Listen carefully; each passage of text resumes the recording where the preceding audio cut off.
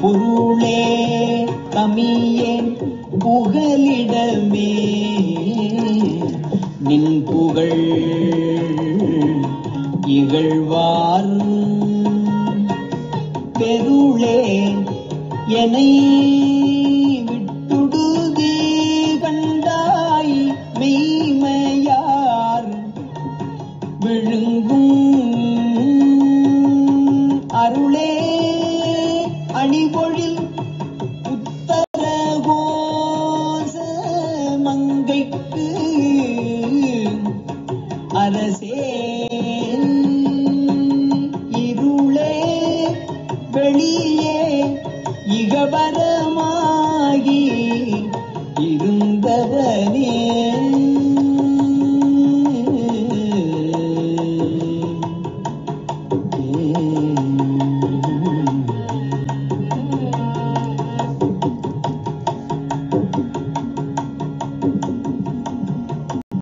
திருச்சிற்றம்பலம்.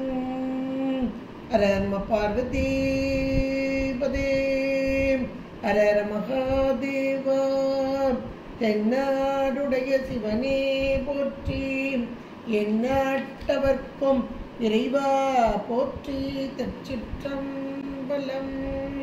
பொய்யான திருமேனி உமிழ்தானோ மிகமேவும் கழியாரவரும் யானை கழல் நாழும் மறவாமல் அழியாழும் அலதோவும் அடியார்கள் உளமாற வெளியாகும் அலிதாய வினை கூட நினையவே.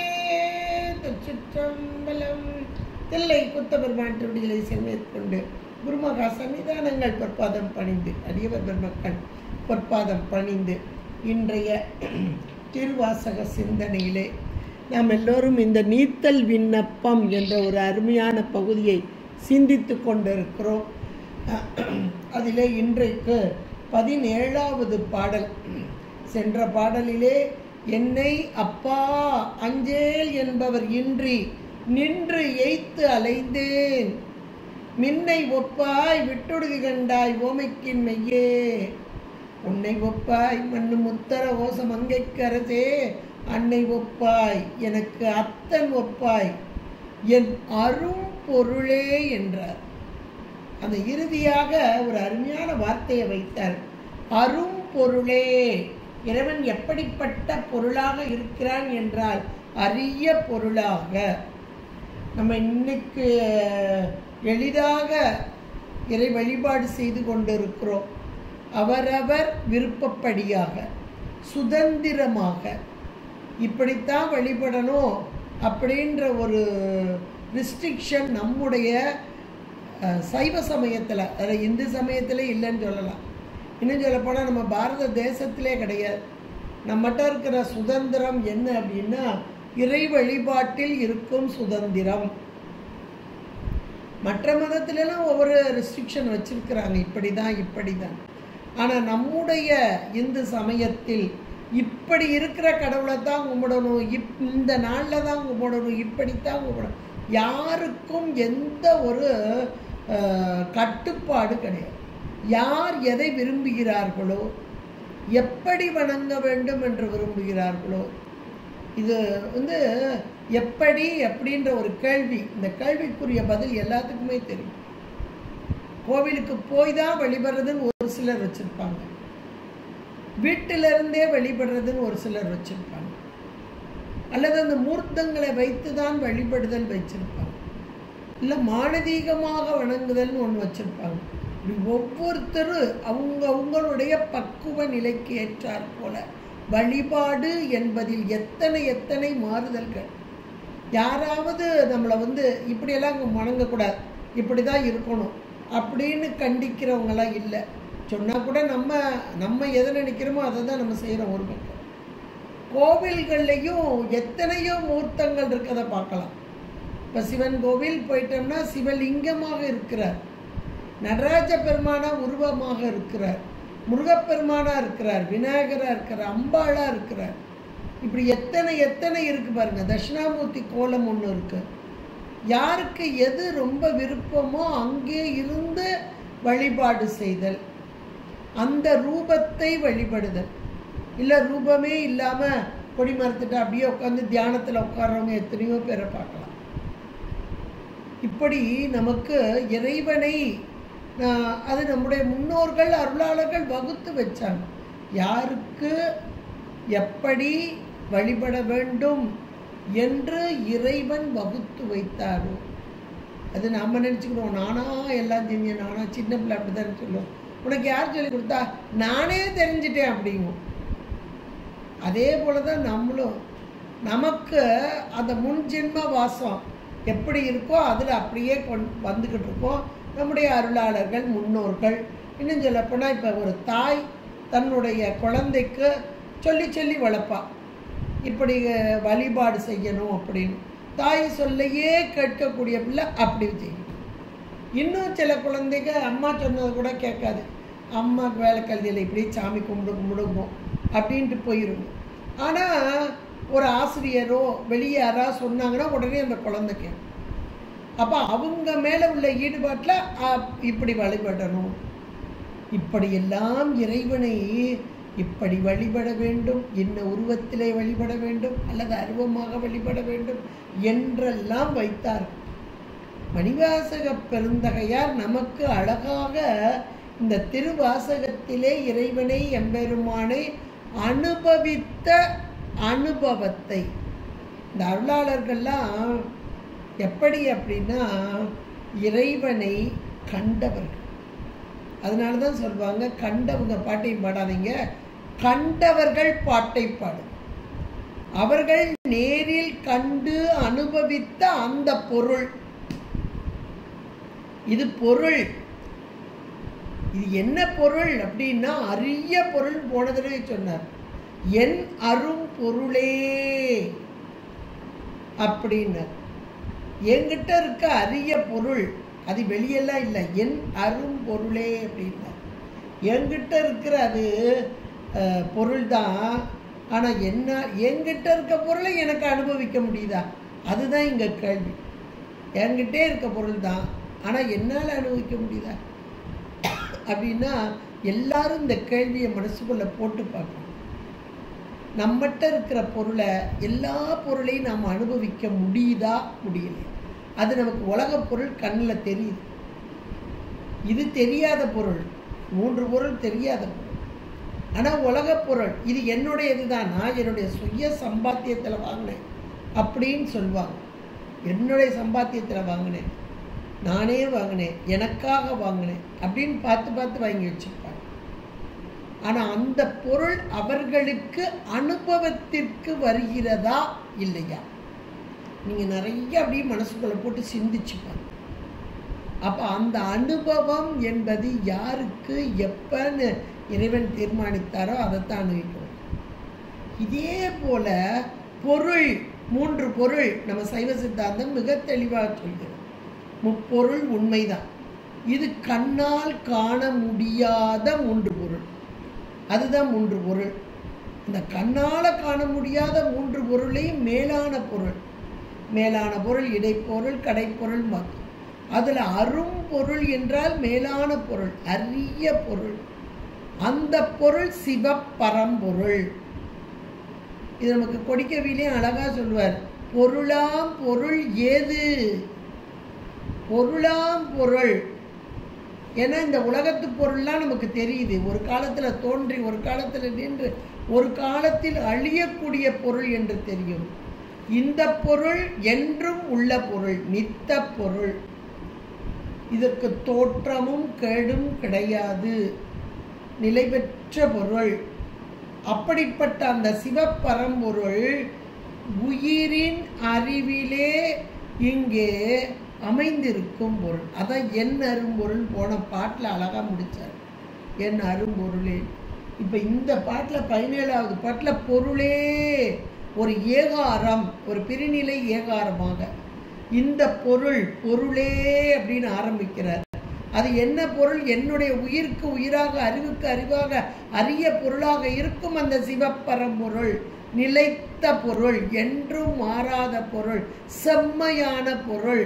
இதுக்கு செம்மை அப்படின்னு சொல்லுவாங்க, சத்து அப்படிம்பாங்க, மாறாத அப்படின்ற அந்த பொருள். அந்த பொருளே பொருளேன்னு ஆரம்பிக்கிறார் 17வது பாடல. அந்த ஏகாரம் கொடுத்து ஆரம்பிக்கிறார் இந்த பொருள். அப்போ அந்த பொருள், ஏன்னா இந்த இடத்துல பொருளேன்னு சொல்லும்போது இன்னைக்கு உலகத்து பொருளெல்லாம் காட்சிப்படுது. நம்ம தெரிஞ்சுக்கிறோம், உலகத்து பொருளெல்லாம் பார்த்து தெரிஞ்சுக்கிறோம். பார்க்க முடியாத ஒரு பொருள் உயிர் இருக்குன்னு நமக்கு புரியுது. ஏன்னா உயிர் இல்லைன்னா இந்த உடம்புக்கு அசைவு கிடையாது, இந்த உடம்பால் எதுவும் செய்ய முடியாது, அதுவும் நாம் உணர்றோம். அப்போ உயிர்னு ஒன்று இருக்குது அப்படின்னு நமக்கு தெரியுது. இப்போ இந்த உயிருக்குள்ளே இருக்கும் ஒரு பொருள் அது நமக்கு தெரியலை. இப்போ உயிர் இருக்குனாவது நம்ம அந்த அனுமான அளவை, நம்ம 3 அளவையில் முக்கியமான ஒரு அளவை கருதலாம்.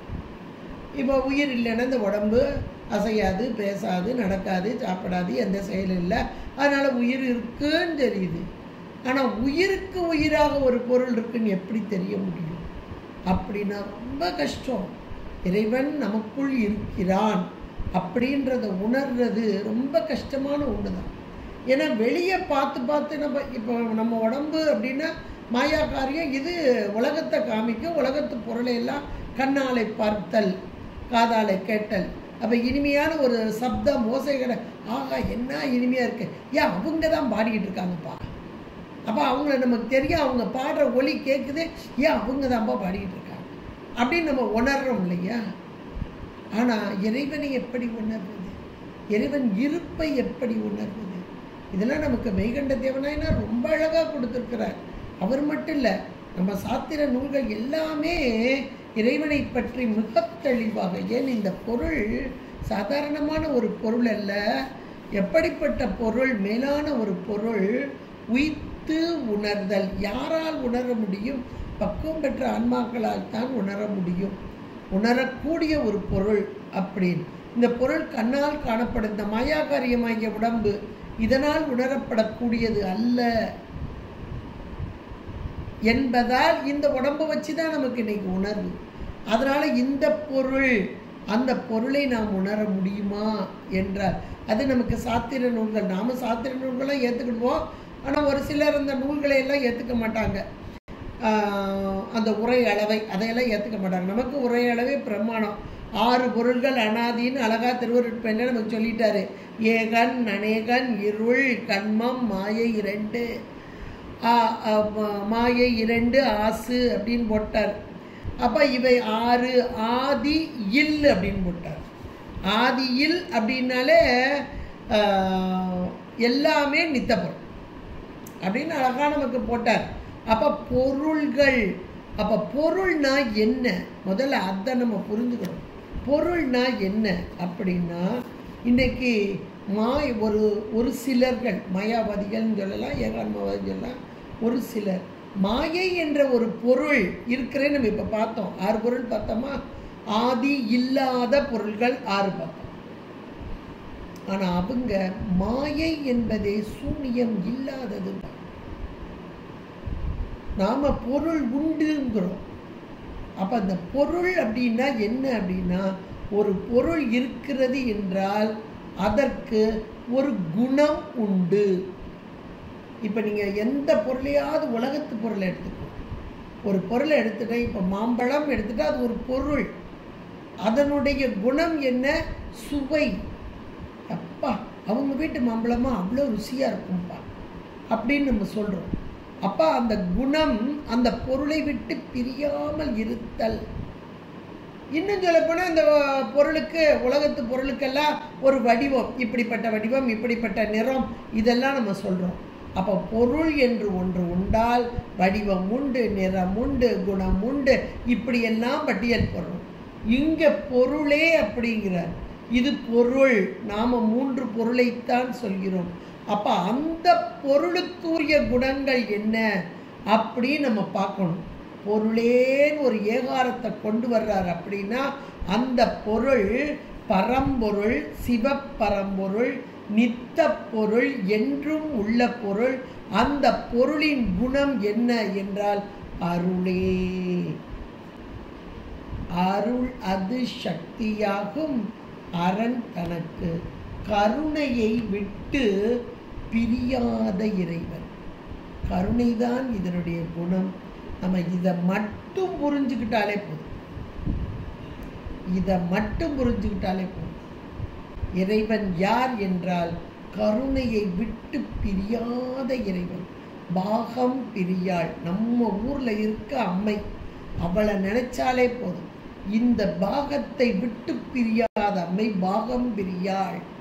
அப்ப அந்த கருணையை விட்டு பிரியாத தன்மை. ஞானசம்பந்த பெருமான் தன்னுடைய பாடலிலே இவர் வந்த நோக்கம் இறைவன் உண்டு. ஏன்னா அவருடைய காலத்திலே ஒரு இருண்ட காலமாக இருந்தது. 300 ஆண்டுகள் நம்முடைய நாடு இருண்ட காலமாக இறைவன் இல்லை, இறை மறுப்பு கொள்கை இருந்தது. அதை அடியோடு நீக்குவதற்கு வந்த கோளரியாக, பரசமய கோளரியாக. அப்ப வந்த மாத்திரத்தில் அவருடைய வார்த்தைகள் முதல் வார்த்தை விழுந்தது. என்ன வந்தது? இறைவன் உண்டு நிரூபிக்க வந்தார். அப்ப இறைவன் உண்டுன்னு சொல்றார். எப்படி சொல்றார் என்றால் தோடு உடைய செவியன். இவன் யார் என்ன? இந்த வார்த்தை ரொம்ப மேலான ஒரு வார்த்தை. ஏதோ நம்ம தோடுடைய செவியன் பாட்டு பாடுறோம் அப்படின்னு நினைச்சுக்கிறோம். அவர் சொன்ன பொருள் இந்த பொருளே அப்படின்னு இருக்கு பாருங்க. இந்த பொருள், இந்த சிவப்பரம்பொருள் தான். அந்த பொருளே ஏகாரத்தோடு கூடி இருக்கிறது. அப்படி என்றால் அந்த பொருள் எது என்றால் அது தோடு உடைய செவியன். இவ்வளவுதான். இந்த இடத்துல அப்படியே போட்டுக்கோங்க. தோடு உடைய செவியன். அம்மை அப்பனான பொருள். உருவமா கொண்டு வந்தா அம்மை அப்பனான பொருள். அருளோடு கூடிய பொருள். கருணையை விட்டு பிரியாத பொருள். குணமா சொல்லணும்னா கருணையை விட்டு பிரியாத பொருள். இன்னும் மேலா சொல்லணும்னா என்னை விட்டு பிரியாத பொருள். இதுதான் ஹைலைட்டான ஒன்று. கருணையை விட்டு பிரியாத பொருள். அது தாதான்மிய கலப்பு, குணகுணி சம்பந்தம். அப்பேற்பட்ட பொருள் என்னை விட்டு பிரியாமலும் இருக்கிறது. இது அத்துவித கலப்பு. எனக்கு தெரியல, என்னால் உணர முடியவில்லை. அந்த உணர முடியாததற்கு காரணம் என்ன? என்னிடம் இன்னொரு பொருள் இருக்கிறது. அது இருளான பொருளாக, இது ஒளியான பொருள், அது இருளான பொருள். அந்த இருளினால் என் அறிவு மறைக்கப்பட்டு உண்மையை உணர மாட்டாத நிலையிலே இருப்பதால் இந்த ஒளிப்பொருள்தான் என்னை செலுத்துகிறது. இந்த பொருள்தான் எனக்கு உயிருக்கு உயிராக இருந்து என்னை செலுத்துகிறது என்பதை உணர முடியாமல் இருக்கிறேன். அதைத்தான் இங்கே அருமையாக சொன்னார். முதல் வார்த்தையில் பொருளே என்றார். கொடிக்கவியில் ரொம்ப அழகா பொருளாம் பொருள் ஏது, போது ஏது, கண் ஏது, இருளாம் வெளி ஏது, இரவு ஏது, அருளாலா நீ புறவா வையமெல்லாம் நீ அறிய கட்டினேன் கோபுர வாசல் கொடி. கோபுரத்துலேருந்து உள்ள நுழைஞ்சது அந்த வாசலுக்கு பக்கத்தில் கொடி மரம் இருக்கும். அந்த கொடி மரம் எல்லாரும் பார்த்துருப்பீங்க. கீழ்பாகம் அப்படி ஒரு இது மாதிரி இருக்கும், ஒரு சதுர வடிவு. நிறைய இடங்களில் சில இதில் இப்படி ஒரு இது மாதிரி இருக்கும். அப்போ அந்த கீழ்பாகம், அதுக்கப்புறம் நடுபாகம் உருளை மாதிரி இருக்கும். மேல் நோக்கி ஒரு உருளை மாதிரி இருக்கும். அதுக்கு மேல் பாகம் 3 கட்டையோடு கூடியிருக்கும். இதுதான் கொடி மரம் அப்படின்றது. கீழ்பாகம் சதுர பாகமாக இருக்கக்கூடியது பிரம்ம பாகம் பாங்க. அடுத்து நடுவில் உருளையாக இருக்கிறது திருமால் பாகம் பாங்க. மேலே 3 கட்டையோடு இருக்கிறது ருத்ர பாகம் பாங்க. இந்த கொடிக்கயிறு அந்த நடுவில் இருக்க திருமால் பாகம் இருக்குது பாருங்க, உருளை மாதிரி. அதில் கொஞ்சம் தூரம் தள்ளி தான், கீழே கட்ட மாட்டாங்க. அதில் கொஞ்சம் நடுவில் தான் கட்டியிருப்பாங்க, கொஞ்சம் மேலே கட்டி. அப்புறம் அதை கயிறு அவுத்து அதுலேயும் கூட நிறைய தர்ப்ப புல் எடுத்து கட்டி வச்சுருப்பாங்க. இதெல்லாம் நமக்கு சொல்லக்கூடியது. இங்கே நம்ம உடல் அமைப்பு, இந்த உடலுக்குள்ள உயிர் இருந்து செலுத்துகிறது. அந்த உயிருக்குள் இருந்து இறைவன் செலுத்துகிறான். அதான் பொருளாம் பொருள். இங்க பொருளேன்ற ஏகாரமே அதுதான். பிரிநிலை ஏகாரமாக சிறப்பு நிலையாக இறைவன் உள்ளிருந்து செலுத்தவில்லை என்றால் இந்த உயிரும் எதுவும் செயல்படாது. உயிர் செயல்படவில்லை என்றால் உடம்பும் செயல்படாது. நாம் எந்த செயலும் கிடையாது. நமக்கு இதை புரிஞ்சிட்டாலே போதும். அதைத்தான் இங்கே சொல்கிறது. அதைத்தான் கோயிலில் அழகாக அங்கே டினோட் பண்ணுறாங்க. கொடிமரமாக, அது கொடி கவியாக இவர் கொண்டு வந்துட்டார் உமாபதி சிவாச்சாரியர். கோபுர வாசல் கொடி அப்படின்னு போட்டார். அந்த கொடி எதை உணர்த்துகிறது? இந்த பொருள் எங்கே இருக்கிறது? உயிருடைய அறிவில் இருக்கு. அந்த பாசம் என்ற தற்பை எல்லாம் மறைச்சு கிடக்கு. இந்த கொடி கட்டி வச்சிருப்பாங்க பாருங்க, கயிற்றுல கட்டி வச்சிருப்பாங்க. அந்த தர்ப்பப்படுக்கு மேலே கொஞ்சம் தூரத்தில் கட்டி வச்சிருப்பாங்க. அதில் நந்தி இருக்கும், ஆன்ம நந்தி இருக்கும். அதான் ஆன்மா. இப்போ இந்த கொடி மேலே ஏறணும், அவுத்து விட்டு மேலே ஏற்றுவார். மேலே ஏறி அங்கே போய் பரவெளி ஆகாசம், இது ஆகாசம். இந்த ஆகாசத்தில் போய் சுதந்திரமாக நிற்றல். இது எவ்வளோ பெரிய கான்செப்டை எவ்வளோ அழகாக நமக்கு கொடி மரமாக்கி இங்கே கொடி ஏற்றுதல். அந்த கொடி ஏறின நாளில் இருந்து 10வது நாள் அநேகமாக தேரோட்டம் வரும், வெளியே வரும். எல்லா கோவில்லையும் கோவிலில் நடக்கக்கூடிய தேரோட்டன்றது அம்மையப்பனாக வெளியே வருதல் அப்படின்றது. அப்போ இந்த ஆன்மா பக்குவ நிலையை அடைந்து இறைவனோடு ஒன்றித்து அந்த இறை நிலையை அடைதல் அப்படின்ற ஒரு அருமையான கான்செப்டை சொன்னாங்க. அதை உணர்ந்த, நன்றாக அனுபவித்த மணிவாசகர் என்ற சகல வர்க்க ஆன்மா, நன்றாக உணர்ந்த பக்குவம் வாய்ந்த ஆன்மா, அது அனுபவித்தது. அந்த அனுபவத்தை நமக்கு இங்கே அழகா கொண்டு பொருளே தமியேன் புகழ் இடமே. தமியேன் என்றால் உயிராகிய நான் தனித்து நிற்கிறேன். எதனோடு இருக்கிறேன்? அறியாமையோடு கூடி தனித்து நிற்கிறேன். இந்த தனித்து நிற்றல் அப்படின்றது கேவல நிலையில அறியாமையோடு கூடி நிற்கிறது. இப்போ அப்பவும் அந்த கேவல நிலையிலையும் இறைவன் உள்ளீடாக இருக்க. ஏன்னா முதல் வார்த்தையே பொருளேன்னு போட்டார், மெய்ப்பொருள். அந்த பொருள் இருக்கும் இடம் உயிர் அறிவு. அப்ப அந்த உயிர் அறிவோடு கூடி இருப்பதை உணராத தமியேன். தமியேன் என்றால் இங்கே தனித்து நிற்ற நிலை. அப்ப தனித்து நிற்ற நிலை உயிருக்கு கேவல நிலை. அந்த நிலையிலும் அந்த மெய்ப்பொருள் உடனாக இருக்கிறது. உடனாக இருக்கும் பொருளை உணராத பொருளாக உயிர் இருக்கிறது. 3 பொருள் பார்த்தோம். அதுல மெய்ப்பொருள், மேலான பொருள், சத்து பொருள், மேலான அறிவு பொருள், சுதந்திர அறிவு பொருள் என்ற அந்த பரம்பொருள், அந்த பொருளே அது இந்த தமியேன் புகழ் இடமே.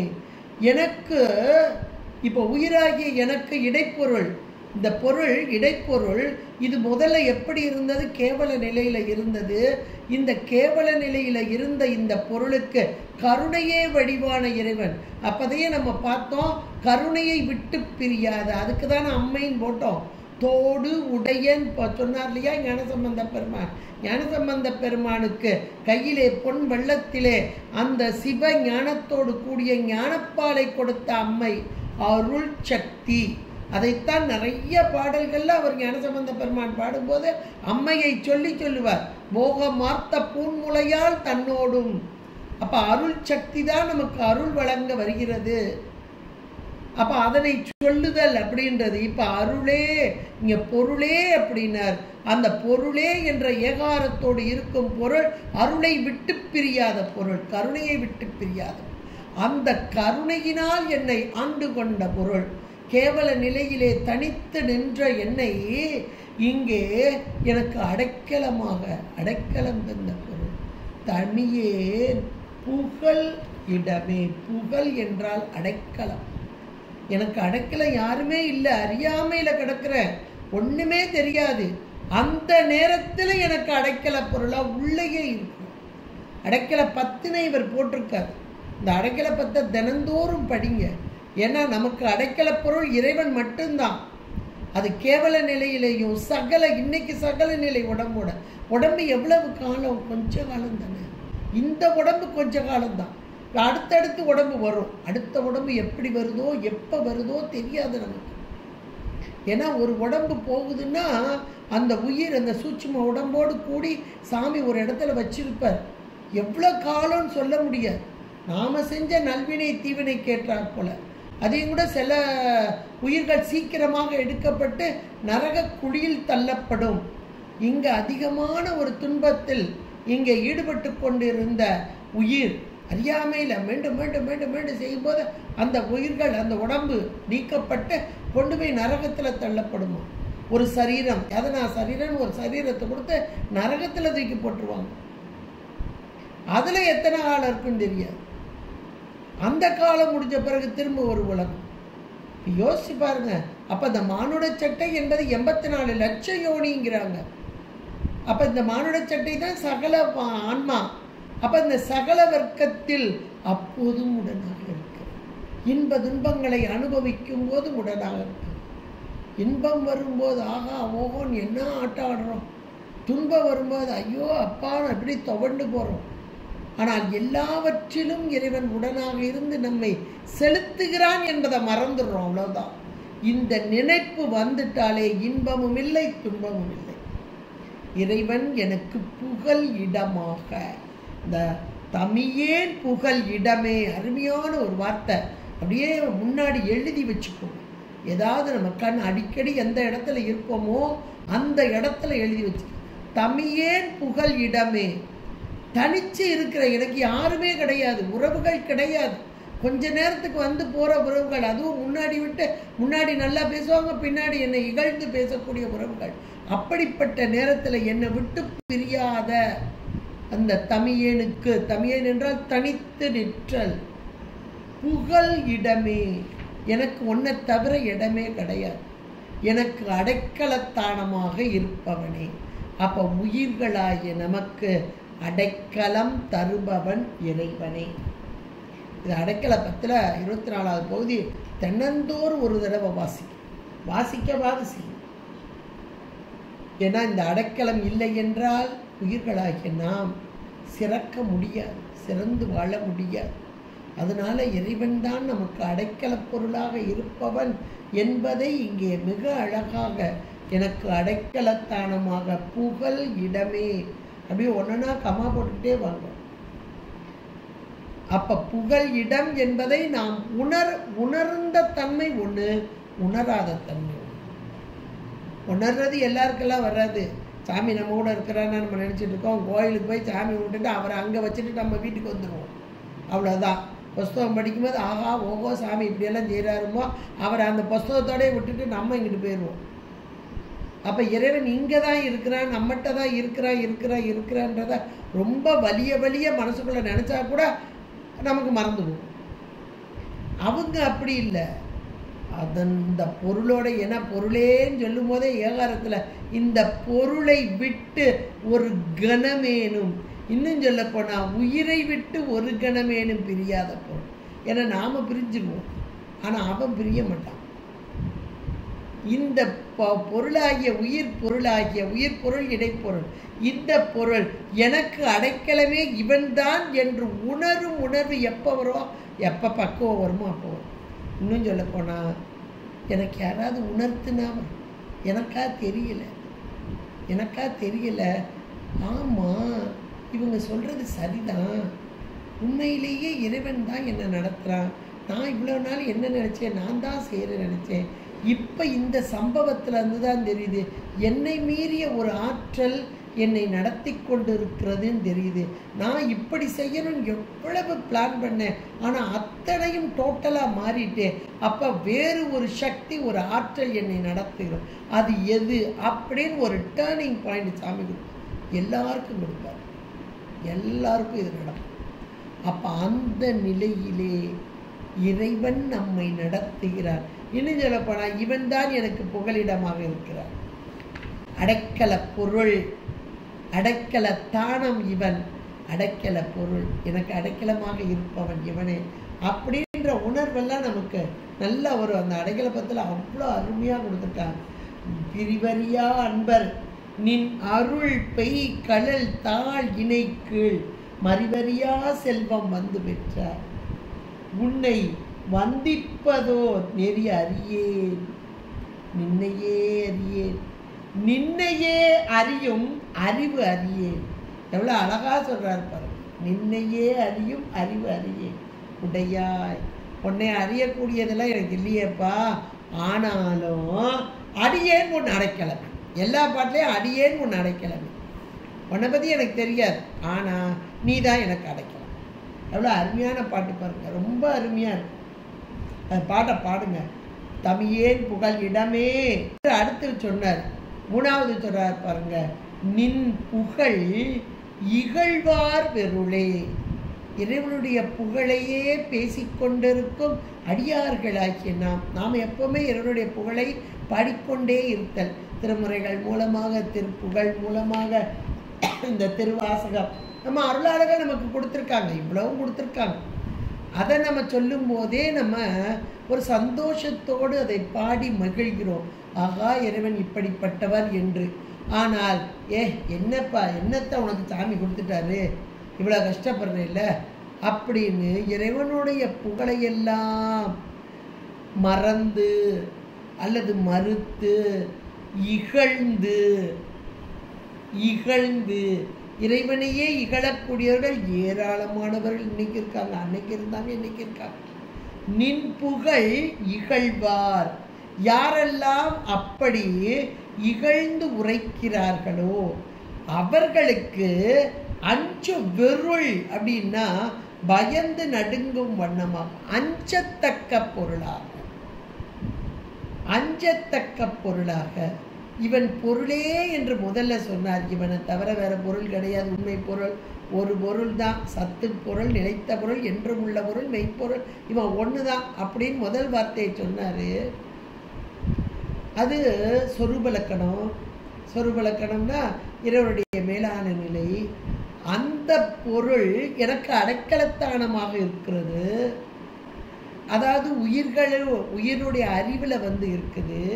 இது தடத்த லக்கணம், இறங்கிய நிலை, கருணையே வடிவான நிலை, உயிர்களுக்கு உதவும் வண்ணமாக உயிருடைய அறிவிலே நிற்கும் தன்மை.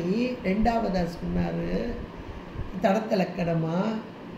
இந்த பொருளை உணராமல் அறியாமல் இப்படி ஒரு பொருளா, அதெல்லாம் கிடையாது என்று அங்கே அந்த பொருளையே இகழ்ந்து பேசுபவர்களுக்கு, அதான் மூணாவதா சொல்றாரு, நின் புகழ் இகழ்வார் வெருளே. வெருளே என்றால் அஞ்சத்தக்க நிலை. அப்ப மூன்று நிலை இங்கே இறைவனுக்கு சொல்லப்பட்டது. சொரூபலக்கணமாக, தடத்தலக்கணமாக, உன்னை பற்றி அறிவு அறியாத ஒரு இகழ்ச்சி உடைய மாந்தர்கள். அப்படிப்பட்டவர்களுக்கு அஞ்சத்தக்க பொருளாக இன்னைக்கும் நம்ம அட்டவிரட்டான தலங்கள்லாம் பார்க்கலாம். அப்ப இறைவனை அறியாமல் உணராமல் தன்னையே மிகுந்து இருப்பவர்களை, அவர்களுடைய தன்மை எப்படிப்பட்டது, அவங்களையெல்லாம் அடிக்கிறதுக்கு சாமி ஒவ்வொரு வீரச் செயல், அது கூட இறைவன் அவராகவே வரமாட்டார், அவருடைய மூர்த்தங்கள் தான் இறங்கி வருவது. பைரவ கோலம், வீரபத்திர கோலம், இப்படியெல்லாம் இறங்கி வந்த செயலில் நம்ம பார்க்கலாம். அதைத்தான் யார் இவரை இகழ்கிறார்களோ, தட்சனுடைய வேள்வியெல்லாம் எடுத்துக்கோங்க, வேற ஒன்றும் வேண்டாம். தட்சனுடைய வேள்வியை எடுத்துக்கலாம், தார்காவனத்து ரிஷிகளை எடுத்துக்கிடலாம், இப்படி ஒவ்வொன்றும். அப்போ இறைவனை உணராத தன்மை, இறைவனை அவருடைய புகழை இகழும் தன்மை, அவர்கள் வெருளும் வண்ணமாக. அப்போ மூன்று நிலையிலே வரக்கூடிய இறைவா என்னை விட்டுதி கண்டாய். அழகா சொல்றார். அப்பா என்னை விட்டுறாதப்பா, விட்ட மாட்டனி அப்படின்னு சொல்றதுக்கு தான் விட்டுதி கண்டாய். மெய்மையார் விழுங்கும் அருளே. அருமையான ஒரு வார்த்தை, மெய்மையார் விழுங்கும் அருளேன்னு போட்டார். அப்ப மெய்மையார் என்பவர்கள் யார் அப்படின்னா, மெய்யான, மெய்ன்ற சொல்லுக்கே இறைவன் மட்டும்தான். மெய், உண்மை, உண்மை பொருள் எது என்றால் இறைவன் மட்டும்தான். தூய பொருளாக, உண்மை பொருளாக, என்றும் உள்ள பொருளாக இருக்கக்கூடிய இறைவன் மெய். அந்த மெய்ப்பொருளை உணர்ந்த உயிர்கள், அந்த மெய்ப்பொருளை உணர்ந்த உயிர்கள் யார்? மெய் அடியார்கள். அதான் மெய்மையார். ஒரு வார்த்தையை போட்டார். அந்த மெய்ப்பொருளை உணர்ந்து அதனோடு ஒன்றித்து அதனை புகழ்ந்து விட்டு பிரியாமல் இருக்கிறாங்க பாருங்க. திருவடியை விட்டு அகலாத அடியார்கள், அந்த திருவடியின் பெருமையை உணர்ந்தவர்கள் அடியார்கள். இன்னும் ஞானியர்கள், யோகிகள், சித்தர்கள், இப்படி எத்தனையோ பேர் சொல்லலாம். மெய்மையார்ன்ற வார்த்தைக்கு உண்மையான அடியார்கள், உண்மை பொருளை உணர்ந்தவர்கள். அப்படி மெய்மையார் அவங்க என்ன செய்வாங்களாம்? விழுங்கும் அருளே. நல்ல வார்த்தை, விழுங்கும் அப்படின்றது. ஏன் அப்படின்னா, இறைவன் எங்க இருக்கிறான்? நம்மகிட்ட இருக்கிறான். இதை உணர்ந்தவர்கள் யார்? மெய்மையாளர், உண்மையான அடியவர்கள். அப்ப உள்ள இருக்கிற அந்த பொருள் நமக்கு ஒரு பொருளை, ஒரு இன்பத்தை தந்துக்கிட்டே இருக்கு. நமக்கு இன்னைக்கு தெரியல, அது அந்த இன்பம் என்னன்னு தெரியல. அதைத்தான் மணிவாசகர் நிறைய பாடல கோத்தும்பியில சொல்றார். திணைத்தனை உள்ளதோர் பூவினில் தேன் உண்ணாதே, நினைதோறும் காண்தோறும் பேசுந்தோறும் எப்போது. உள்ளுக்குள்ள இருந்து அப்படியே தேன் வடியுது. அனைத்து எலும்பு உள் நெக ஆனந்த தேன் சொரியும் குனிப்புடையானுக்கே அப்படின்பார். அப்ப உள்ளுக்குள்ள இருந்து, அதாவது உயிருக்கு உயிராக இருந்து எனக்கு ஆனந்தத்தை வழங்கி கொண்டு இருக்கிறான். நம்ம இன்னைக்கு சந்தோஷத்தை தேடி உலகத்தை பொருளை நோக்கி போய்கிட்டு இருக்கோம். இதுல சந்தோஷம் கிடைக்காதா, இதுல சந்தோஷம் கிடைக்காதா, இந்த பொருள் வாங்கி நான் அனுபவிச்சா சந்தோஷம், இதை சாப்பிட்டா சந்தோஷம், இதை உடுத்தினா சந்தோஷம், இந்த வீட்டுக்கு போனா சந்தோஷம், இவங்களோட பழகுனா இப்படி உலகத்தை நோக்கி நோக்கி நோக்கி போய்கிட்டு இருக்கோம். ஆனா ஒரு பொருள் எனக்குள்ளே இருந்து ஒரு ஆனந்தத்தை தந்து கொண்டு இருக்கிறது என்பதை உணராம இருக்கும். இந்த வார்த்தை எவ்வளவு ஒரு அழகா போட்டிருக்காரு பாருங்க. யார் உண்மையை உணர்ந்தார்கள்? இந்த பொருள் எனக்கு பேரானந்தத்தை தரும் பொருள் என்று உணர்ந்த மெய்மையார். உணர்ந்துட்டாங்கன்னா எனக்கு பேரானந்தம், அந்த இன்பத்தை, அந்த ஆனந்த தேன் அப்படின்னு சொல்லக்கூடிய அந்த தேனை தந்து கொண்டு இருக்கு இல்லையா? தந்த மாத்திரத்துல தேன்னா எப்படி சாப்பிடுவோம்? லேசா தொட்டு சாப்பிடுவோம். ஆனா இவங்க அப்படி இல்லை, விழுங்குறாங்களா, வேகமா விழுங்குறாங்களாம். அதை அடைக்கலபத்திலேயே சொல்றாரு பாருங்களேன். அந்த 10வது பாட்டில் அழகா சொல்றார். வழங்குகின்றாய்க்கு உன் அருள் ஆர் அமுதத்தை. எதை கொடுக்குறான் சாமி? அருள் ஆர் அமுதம். அமுதம்னா எப்படிப்பட்டது? அது அருளார் அமுதம். நிறைய இடங்கள்ல ஆரமுதம், ஆர் அமுதே அப்படின்பா. சாமி அதை கொடுக்குறாரா?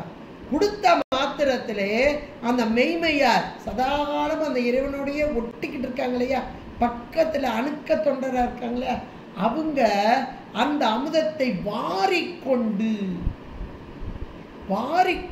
விழுங்குகின்றேன். யார் சொல்றார்? மணிவாசக பெருந்தகையார் சொல்றார்.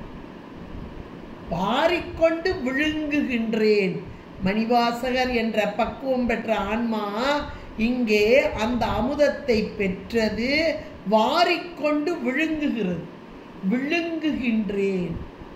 விழுங்கும் போது சாப்பாடு, முன்னாடி இருக்கிற சாப்பாடு எனக்கு ரொம்ப பிடிக்குது, ஆக எனக்கு பிடித்தமானது அம்மா வச்சுருக்காங்க அப்படின்னு அந்த குழந்தை சாப்பிடும்போது ரொம்ப பிடித்தமான கூட கொஞ்சம் பெரிய கையில் அப்படி கையில் பெருசாக எடுத்து வேகமாக வாயில் போட்டு அதையும் ருசிக்கா அது உள்ள முள்ளுங்கணும்னு பார்க்கும். மாட்டிக்கணும். வேகமாக விழுங்கும்போது நிறைய வச்சு விழுங்கும்போது உள்ளே போய் மாட்டிக்கணும், சிக்கிக்கணும். உடனே பக்கத்தில் இருக்க அம்மா என்ன செய்வா? பார்த்துட்டு இருப்பாளா? ஐயோ இரு ஏன் இவ்வளோ அவசரம், உனக்காகத்தானே இவ்வளவும் கொடுத்தேன், நீ நல்லா ரசித்து ருசித்து சாப்பிடலாமே அப்படின்னா, எனக்கு பசின்றதை காட்டிலும் எனக்கு பிடித்தமானதுன்னு வாரி விழுங்குது. இந்த மெய்மையார் அப்படிதான் செய்வாங்க. ஏன்னா இறைவனை அப்படியே அனுபவிச்சுட்டு இருக்கவங்க இந்த அமுதம் அப்படியே கிடைச்ச மாத்திரத்தில் வாரிக்கொண்டு அப்படியே விழுங்குகின்றேன். ஆனால் என்கிட்ட வினைன்னு ஒன்று இருக்கு. இந்த வினை விழுங்கினது அப்படியே உள்ளே போயிட்டுனா எனக்கு வினை இல்லை.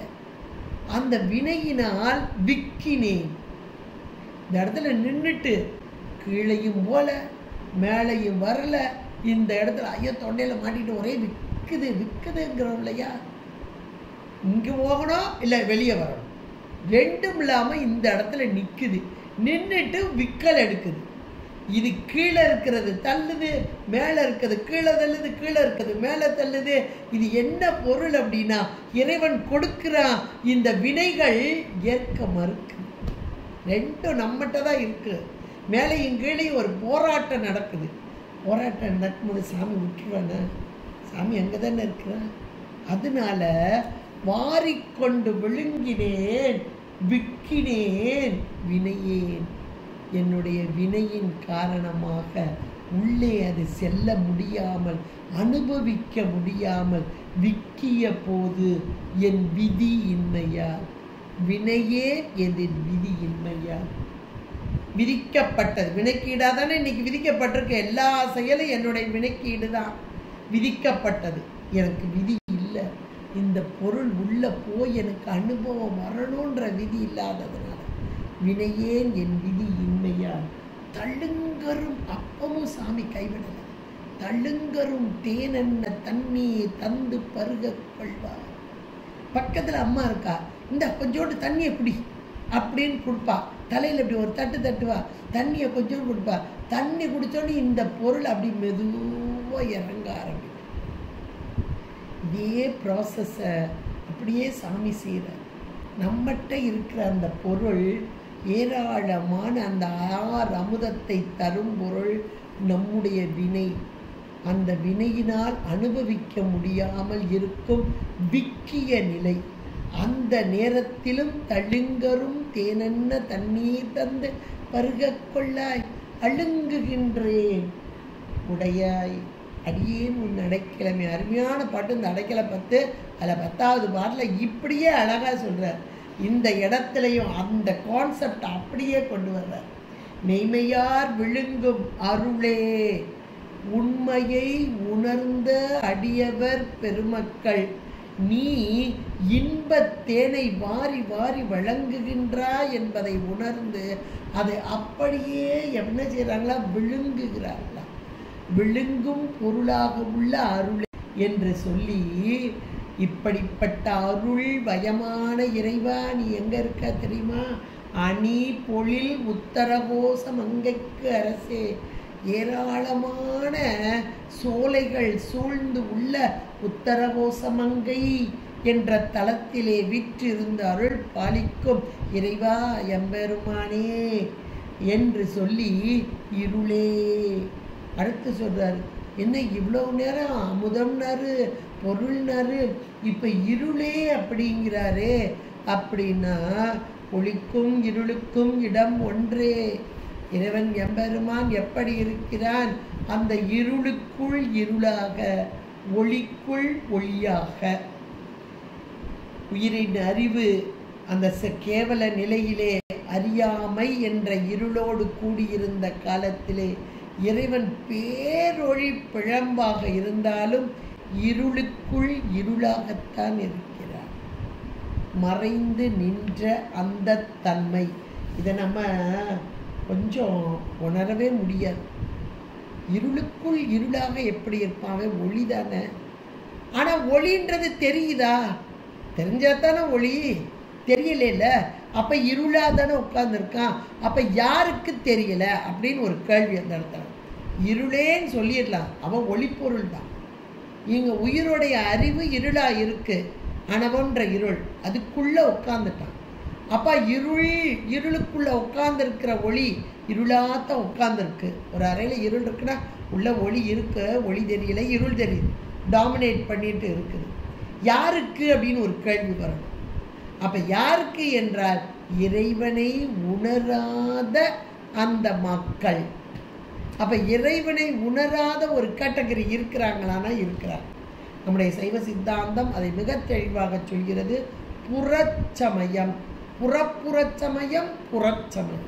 புறப்புறம் என்றால் இறை மறுப்பு கொள்கை. வேதங்கள் ஆகமங்கள் எதனையும் ஏற்றுக்கொள்ளாத தன்மை. வேதத்தை ஏற்றுக்க மாட்டாங்க, ஆகமத்தை ஏற்றுக்க மாட்டாங்க, இறைவனையும் ஏற்றுக்க மாட்டாங்க. புறப்புற இன்னைக்கு இருக்கிறாங்க. அப்படிப்பட்ட புறப்புற சமயிகளுக்கு இருளாய் இருப்பவன். அவங்களால உணர முடியாது. எப்படி கேவல நிலையில இருளான ஒரு ஆணவ மலம் அதனோடு பற்றி, அந்த ஆணவ மலம் உயிரை பற்றி கொண்டு இருக்க, உயிர் அறிவுல உள்ள இருக்கிற இறைவனை இறைவன் ஒளிப்பொருளாக இருந்தாலும் அங்கே இருளோடு கூடிதானே உட்கார்ந்துருக்கிறான். இருளை இதை பற்ற முடியாது. ஆனா உயிர் அறிவுல இருந்தாலும் உயிர் அறிவு இதுக்கு தெரியல இல்லையா, இது ஒளிப்பொருள் தெரியல இல்லையா. அப்ப இருளே என்றார். அப்ப இருளே என்ற மாத்திரத்திலே யார் இறைவனை உணராத தன்மை, அது இன்னைக்கும் இருக்கா. உடம்பெடுத்த தன்மையிலேயும் கூட இறைவனை உணராத, இறை மறுப்பு கொள்கை, அது புறப்புறம் என்று சொல்லக்கூடியவர், அவர்களுக்கு இருளாகவே புலப்படுத்த மாட்டான். நான் உள்ளதான் இருக்கிறேன், வெளியே புலப்படுத்தலாம்ல. புலப்படுத்தினாலும் அதுகளுக்கு புரியாது. இப்போ ஒரு சின்ன பிள்ளை, 2 வயசு பிள்ளை இருக்கு, இதுகிட்ட தங்க பொருளை கொடுத்தா இதுக்கு தங்கம்னா தெரியும்? தெரியாது. அதுக்கு தெரிகிற அறிவு இல்லை. அப்ப எப்ப தெரியணுமோ அப்ப தெரியும். இப்போ இருளே என்ற மாத்திரத்தில் இறைவனை உணராத தன்மை கொண்ட அந்த சமயிகள், புறச்சமயம் புறச்சமயம் இவங்களாம் இருக்கிறாங்க. உணராத தன்மை கொண்டவர்களுக்கு இருளாகவே ஒரு இருள், புற இருள். நம்ம புற இருளை வச்சுதான் அக இருள் என்னன்னு தெரியும். அக இருளை நாம உணரவே முடியாது. ஏன்னா அது ஒரு இருள்னே தான் காமிக்காது அப்படின்பார். நமக்கு திருவருட்பயன்ல ரொம்ப அழகா சொல்றார் ஆணவத்துடைய தன்மையை. அதாவது புற இருள் தன்னை காட்டும், ஆனால் இந்த அக இருளோ தன்னையும் காட்டாது, தனக்குள் இருக்கும் பொருளையும் காட்டாது. தனக்குள்ள அங்கே 2 பொருள் இருக்கு இல்லையா, ஒன்று உயிர், அந்த உயிரும் தெரியாது, உயிருக்கு உயிராக இருக்க சிவமும் தெரியாது. ஆக இருள்ன்ற ஒன்னே இருக்கிறதே தெரியாது. அப்ப இந்த இருள், அப்ப அந்த இருள் எப்படிப்பட்டது அப்படின்னா தன்னையே புலப்படுத்தாத இருள் அக இருள். அந்த இருள் எங்க இருக்கு? உயிருடைய அறிவுல. உயிருடைய அறிவுல இருக்கக்கூடிய இறைவன். அப்ப உயிருடைய அறிவுல தான் ஒரு பொருள் அப்படின்னு உயிருக்கு தெரியணும். தன்னை செலுத்தும் ஒரு அறிவு பொருள் ஒன்று, பேரறிவு பொருள் தெரியணும். 2ஐயும் தெரிய ஒட்டாமல் இருக்கும் ஒரு இருள். அப்படிப்பட்ட இருளே இப்ப இருளாக இருக்கிறான் அப்படின்னா சாமி இருளா இல்லை. ஆனா அந்த உயிர் அறிவிலே இருக்கக்கூடிய இருள், அந்த இருள் இங்கே புலப்படுத்தாத தன்மையிலே இருக்கிறது. என்றைக்கு இருள் நீக்கம் பெறுகிறதோ அன்றைக்கு தன்னையும் அறியும், தன் தலைவனையும் அறியும். அதனாலதான் இருளேன்னு ஒரு வார்த்தையை போட்டார். அது நமக்கு கொடிக்கவியும் ரொம்ப அழகா சொல்லும். ஒளிக்கும் இருளுக்கும் இடம் ஒன்றே, ஒன்று மேலிடில் ஒன்று ஒளிக்கும் அப்படின்னாரு. இந்த இருள் மலம் பற்றியதை நமக்கு திருவருட்பயன் ரொம்ப அழகா 10 பாடல்கள்ல அவ்வளோ அழகா நமக்கு சொல்லப்பட்டதாக இருக்கிறது. அந்த இருள் ஒரு பொருளையும் காட்டாது, இருள் உருவம் காட்டாது, இருவருளும் காட்டாது இது அப்படின்னா. உலகத்தில் இருளாவது நான் ஒரு இருளும் காட்டும், இந்த அக இருள் தன்னையும் காட்டாது தலைவனையும் காட்டாது அப்படின்ட்டார். அப்படிப்பட்ட இருளே, அந்த இருளுக்குள்ளேயும் சாமி இருக்கிறான்னா அப்ப எப்பேற்பட்ட பரம்பொருள் பாருங்க. இருட்டு நினைச்சா வெளியே வந்துடலாமே அப்படின்னா வெளியே வர்றது அவனுடைய குறிக்கோள் அல்ல. உள்ளே இருந்து இந்த ஆன்மாவை பக்குவப்படுத்தி இந்த ஆன்மாவுக்கு உண்மையை உணர்த்த வேண்டும். இது பேர் தான் கருணை. உண்மையை உணர வைக்க வேண்டும். இப்படியே இருட்டிலேயே இது கிடக்கக்கூடாது, இந்த இருட்டிலிருந்து வெளியே கொண்டு வர வேண்டும் என்றுதான் உள்ளேயே அங்கே இருக்கிறான். அந்த இருளுக்குள்ளே உட்கார்ந்து இருக்கிறான் சுவாமி. அங்க இருந்து தானே எல்லாம் செய்யறான். அப்படிப்பட்ட இருளே அடுத்து வெளியே என்றார். இருளே என்று சொன்னவர் வெளியே என்றார். வெளி என்றால் ஆகாசம். ஆகாசம் என்ற மாத்திரத்தில் இந்த உலகத்தில் உள்ள ஆகாசம் நமக்கு தெரியுது. ஆகாசம்னா நம்ம ஆகாயத்தை பார்ப்போம். இந்த ஆகாயம்தான், வெளினா ஆகாயம்தான். அந்த ஆகாயத்தில் ஒளியை தருவது எது? சூரியன். இப்போ அந்த ஆகாயம் இருண்டு கிடக்கும். ஒரு நேரத்தில் சூரியன் இல்லாத நேரத்தில் இருளாக இருக்கும், சூரியன் வந்த மாத்திரத்தில் ஒளியாக இருக்கக்கூடியதாக இருக்கும். அப்போ வெளியே என்ற மாத்திரத்திலே இந்த வெளியான பொருள் ஆகாசமான பொருள். அது உலகத்து ஆகாசம் ஒன்று, உயிருடைய அறிவில் இருக்கும் வெளி ஒன்று. அறிவு வெளி இது புற ஆகாசம் ஒன்று. புற ஆகாசத்திற்கு ஒளியாக ஒரு சூரியன் வந்து அங்கே இருக்கும் இருளையெல்லாம் நீக்கும். இந்த அக வெளி, அந்த உயிரின் அறிவு வெளி, இதிலே இறைவன் வெளிப்பட்டு இங்கே இருக்கும் அக இருளை நீக்கி, இதுதான் வெளியே. பராகாசம், சிதாகாசம். இந்த இடத்தை தான் தனக்கு இடமாக கொண்டு ஆடிக்கொண்டிருக்கும் இறைவன் எம்பெருமான் நடராஜ பெருமானே. அதைத்தான் நான் சொல்லுவோம். வெளியே என்ற மாத்திரத்தில் வெளியை தனக்கு அம்பலமாக ஆடும் இறைவன். இந்த வெளி இருள் சூழ்ந்த வெளியாக, ஒளி சூழ்ந்த வெளியாக. இருள் சூழ்ந்தது என்ற மாத்திரத்தில் அறியாமையோடு கூடிய அந்த உயிர், ஒளி சூழ்ந்த என்ற மாத்திரத்தில் நன்றாக பக்குவப்பட்ட ஆன்மா, ஒளியோடு கூடிய ஆன்மா. இது சுத்த நிலை. இடப்பட்ட நிலை சகல நிலை. ஒளி இருள் ரெண்டுமா சேர்ந்த நிலை சகல நிலை. கொஞ்சம் வெளிச்சம், கொஞ்சம் இருட்டு, இப்படி இருக்கிறது சகல நிலை. எவ்வளோ அழகா சொன்ன. அப்போ சாமி இருளே வெளியே இப்படி நல்லா பொருத்தி பாருங்க. எங்கே இருக்கிற உயிரோடைய அறிவில், உயிரோட அறிவில் இருக்கிறவன் ஒன்று கேவல நிலையில் அங்கே உயிருக்கு இருளை செய்து கொண்டிருக்கும் ஆணவ மலம். அந்த ஆணவ மலம் எங்கே இருக்கு? உயிரோட அறிவில். அதே உயிரோட அறிவில் உள்ள உட்கார்ந்துருக்கு. வெளியே என்ற மாத்திரத்தில் நல்ல ஒரு பக்குவப்பட்ட நிலையிலே ஆகாசமாக, வெளியாக, ஒளிப்பொருளாக, பரம்பொருளாக, இந்த புற ஆகாசத்தை ஒளியை தரும் அந்த சூரியனை போல இந்த சிதாகாசத்திலே ஒளி தரும் பொருளாக, பரம்பொருளாக நர்த்தனமாடும் நடராஜ பெரும். சிதாகாசத்தில் நடனத்தை பார்த்த நம்ம பக்குவ ஆன்மாக்கள் எத்தனை பேருன்னு பாருங்க.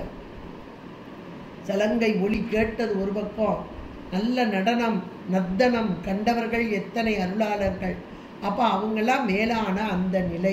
அதுதான் இங்க வெளியே என்றார். அடுத்து இருளே வெளியே இக பரம் ஆகி இருந்தவனே. இகம் ஒன்று, பரம் ஒன்று. அப்ப இகம் என்றால் இந்த உலகம். இந்த உலகத்தில் இன்றைக்கு எனக்கு உடல் கொடுக்கப்பட்ட சகல நிலையிலே உடல் கொடுக்கப்பட்டு, இந்த உடல் வினைக்கு ஈடாக அந்த வினைக்கு உரிய போகங்கள், வினை போகமே ஒரு தேகம் கண்டாய், வினை போய்விடில் தேகம் இல்லாவே, வினை போகங்களுக்கு ஏற்ற இன்ப துன்பங்களை அனுபவம், அந்த அனுபவம் எனக்கு வருகிறது என்றால் இறைவன் உடனாக நின்று என்னை செலுத்தவில்லை என்றால் எனக்கு எந்த அனுபவமும் கிடையாது. இதுதான் அத்துவித கலப்பு என்று நம்முடைய சைவ சித்தாந்தம் மிக தெளிவாக சொல்கிறது.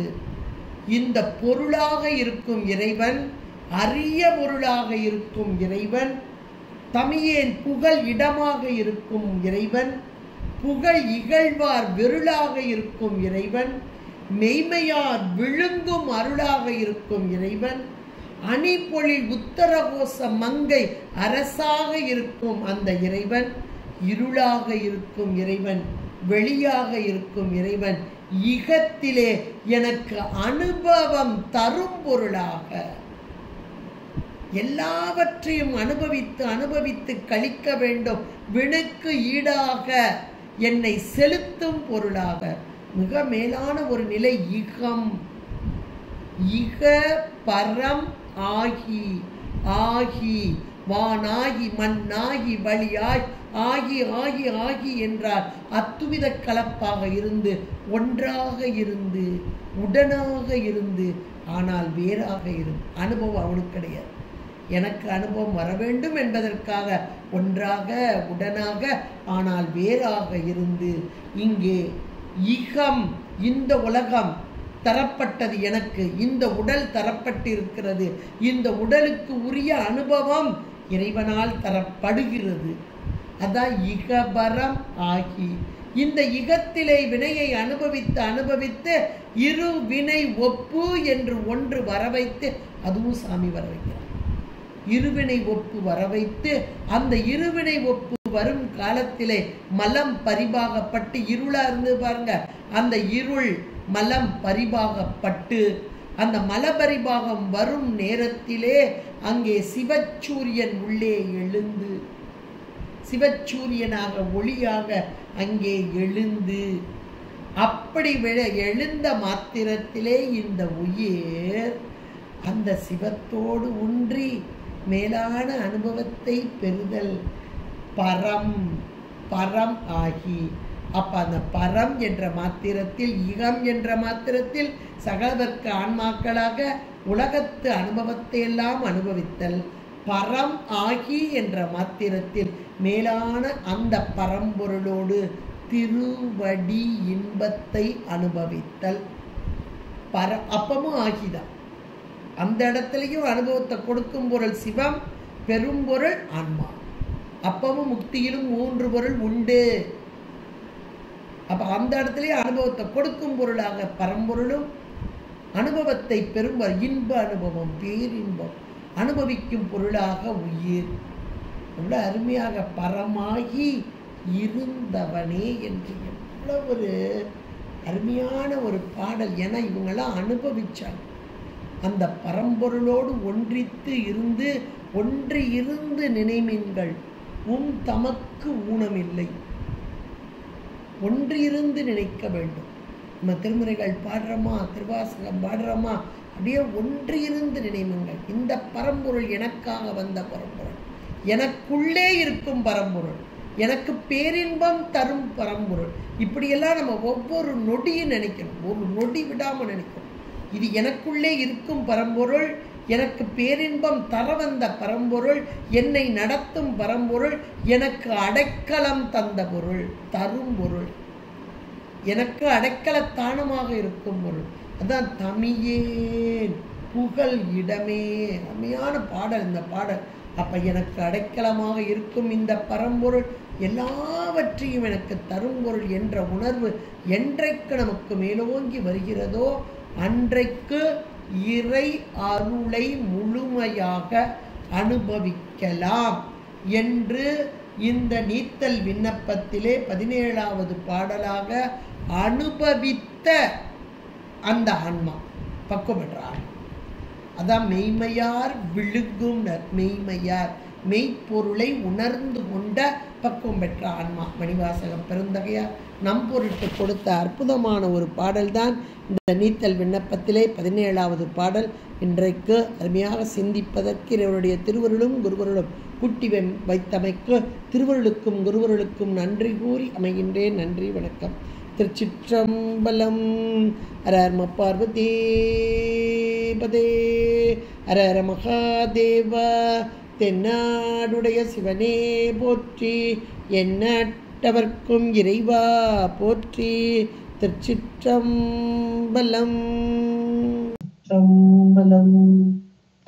பார்வதி பதே, மகாதேவா. தென்னாடுடைய சிவனே போற்றி, எண்ணற்றவர்க்கும் இறைவா போற்றி.